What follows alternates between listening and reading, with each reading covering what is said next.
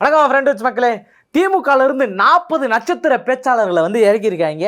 இந்த 40 நட்சத்திர பேச்சாளர்கள் அப்படின்னு சொல்லும் போது முதல் நட்சத்திர பேச்சாளர் திமுகல இருந்து அப்படின்னா எல்லாருக்கும் தோன்றது யாரு அப்படின்னா எங்க அண்ணா சிவாஜி கிருஷ்ணமூர்த்தி அவர்கள்.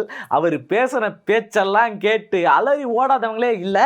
ஆனால் அவர் இந்த வாட்டி களத்தில் இறங்கப்படுவாரா அப்படின்னு கேட்டிங்கன்னா பெரிய சந்தேகம் தான். ஏன்னா தனிநபர் தாக்குதல் பண்ணக்கூடாது, சில வார்த்தைகளை வந்து விட்டுறக்கூடாது, நம்ம கவனமாக இருக்கணும் அப்படின்றதுல இந்த 2026 தேர்தல் காலங்களில் திமுக ரொம்ப உஷாராக இருக்குது. ஏன்னா புதிய தலைமுறைகள் நிறைய பேர் வந்திருக்காங்க. அவங்களுக்காக அந்த உஷார்னஸ் இருக்கணும். ஏன்னா தலைமுறை ஆள்றவங்களுக்கு அது இருக்கணும். அதுக்கு ரொம்ப தயாராக இருக்காங்க. கண்டிப்பாக அவர் இல்லை.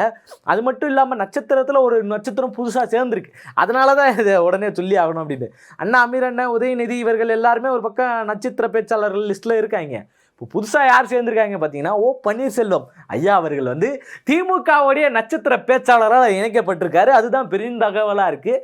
ஐயா இங்கே இருக்கும் போதே என்னெல்லாம் பேசுனாரு, எப்படி தான் பேசினாரு அப்படின்றது ரொம்ப தெளிவாக தெரியும். அவருடைய மௌனம் பல பேருக்கு வந்து பெரிய விருந்தாக இருக்கும். அவர் சின்னதாக சிரித்தாலே ஏதோ ஒரு சூழ்ச்சி இருக்கும் அப்படின்னு எடப்பாடி அவர்கள்லாம் பேசியிருக்காரு. இப்போ அதன் மத்தியில் தான் ஓபிஎஸ் ஐயா அவர்கள் வந்து பார்த்தீங்கன்னா நட்சத்திர பேச்சாளராக வர்றாரு அப்படின்றத பெரிய எதிர்பார்ப்புகளோடு எதிர்பார்த்துக்கிட்டு இருக்காங்க.